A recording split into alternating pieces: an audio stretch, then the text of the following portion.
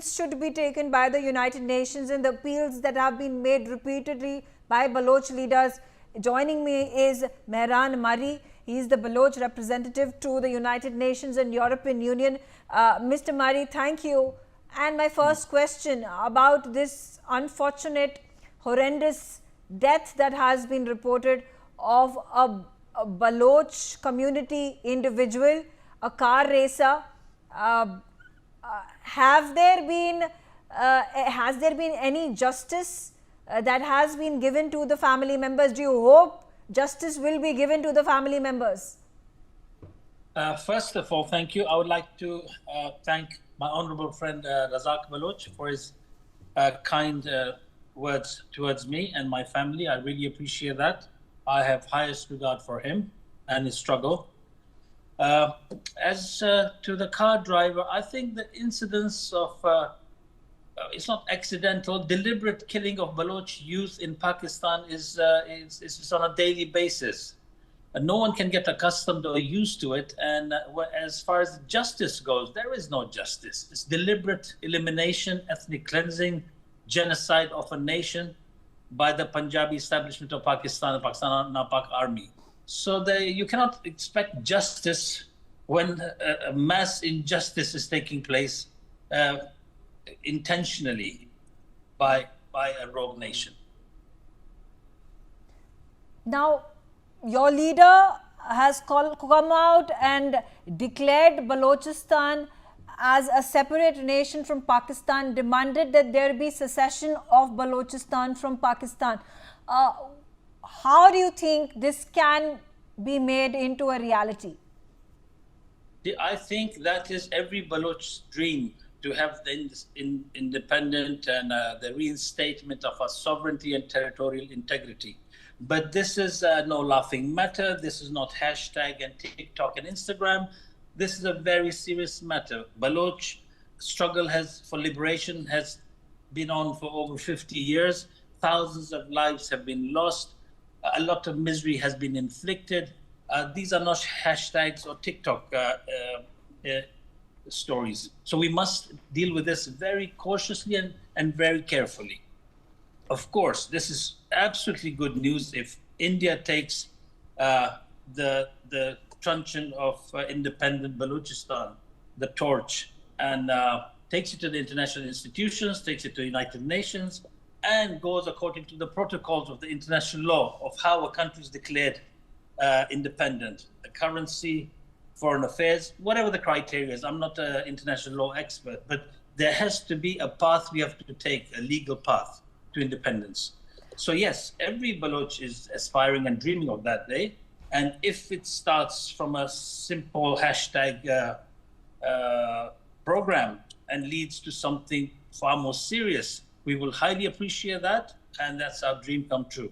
But India has to be very proactive and supportive in its role. What do you think United Nations has thus far played a role in supporting the people of Baloch in acting against the atrocities meted onto them by Pakistan? No, absolutely not. United Nations has miserably failed the Baloch nation and the Baloch people. And I am first-hand witness to that. I have been representing Balochistan for 20 years in the Human Rights Council. They have taken absolutely no interest. The working groups, on the other hand, working groups on enforced disappearances, on minorities, on other working groups have, and special rapporteurs have taken interest. The United Nations as an organization as a whole has miserably failed, has never. It's always towed the line of the powerful, be it the Napak army, the Napakistan itself, be it China, be it others, always influenced by other rogue nations. So it's never taken the cause of the Baloch people seriously, and it's about time it should be shown the mirror. United Nations is not a gimmick to suck in money into the poor, miserable people's money into Switzerland. I firstly propose that United Nations Human Rights Council should be removed out of Switzerland, because Switzerland is a spineless, weak country. It is subservient to Pakistani Napak generals who bring billions stolen from Balochistan to Swiss bank accounts. Chinese government stolen money is in their bank accounts. They survive on interest of foreign money by stealing other people's money. So that's not a neutral country to have the United Nations. Can you imagine? It has banned me because I'm a security threat to Switzerland, because of pressure from NAPAC army generals, because their billions are in Swiss bank accounts, and Chinese generals whose billions are in their bank accounts. Now here, moving forward, India already hosts the Tibetan government in exile. Do you think some sort of an arrangement on those lines could be made, perhaps a Baloch government in exile, for India's attempt to recognize Balochistan? That's perhaps a first step that could be taken? Absolutely. That's the most step that should be taken. India is a great power. India is a regional superpower. India has a lot of clout in the international community and influence, and many people look up to, many countries look up to India. And if India takes that initiative of an independent Balochistan, be it by setting up a government in exile or establishing an embassy, whatever the formalities, in any formal way, if we take it, will be very good. I think it's the best step forward. Talking about the May 7th strikes that were conducted by India on the 9 terror hubs in Pakistan and Pakistan-occupied Kashmir, and thereafter a number of military establishments and air bases of Pakistan that had been annihilated by the Indian military strikes. How do you react to this, and how should India move forward from here? It was a breath of fresh air for the Baloch nation, the Baloch people. We loved it. We absolutely rejoiced those attacks when they were happening on the Pakistani, especially like Mr. Razak said, they should have attacked Pindi first. The head of the snake is there. They should have trampled on that first. So yes, we were in jubilation because NAPAC army has killed tens of thousands of our innocent women and children and civilians. It is the enemy. It is our occupying force. And you see, they say my enemy's enemy is my friend. So we saw India as our friend.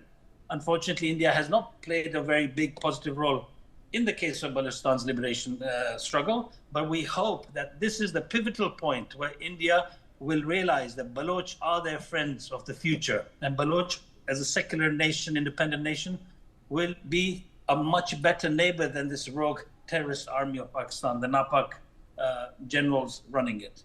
So, but the unfortunate thing is, I think it was a bit short-lived. I don't know how Trump thought that India is the same as Pakistan or like Ukraine.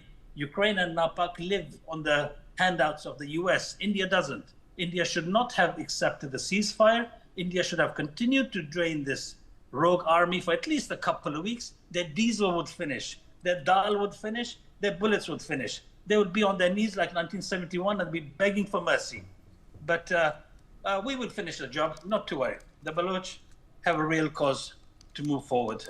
And at least India should have faith. How do the people of Balochistan fight the narrative that is built by Pakistan that Balochistan's people, the community are actually terrorists, that they are attacking Pakistani establishment, killing Pakistani soldiers and police personnel, and particularly talking about that incident where the train was hijacked, where two different narratives were coming forth, one from the Baloch side, the other one from the Pakistani side. If you could give me some clarification. Yeah, absolutely. There is no two narratives. NAPAC and Pakistan army have no narrative. They're an illegal occupier.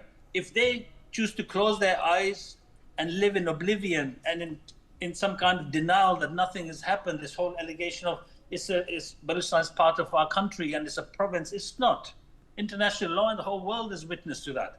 Because of its services provided to other nations, people turn a blind eye or choose to ignore the Balochistan's occupation, but the world in the deepest of their hearts knows the reality.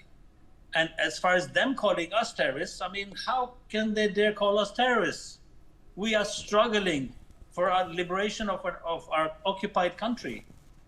And I think it's absolutely about time that narrative should be internationally countered by Indians and by the state of India. Mm-hmm. What is the one message that you would like to give out to the rest of the world, to United Nations and to India? I think the message is very clear.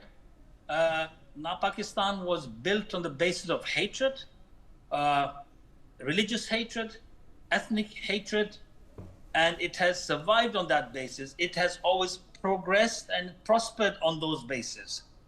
Always, it is a rogue nation, an experiment gone wrong. Maybe it served the purpose of the colonial powers in the 19th century, but it has overstayed its welcome. It is going to be, it's a dangerous cancer that's going to spread in the world. It's going to be worse than COVID-19. It has to be eliminated. A vaccine is already there. You know, all we have to do is apply that vaccine.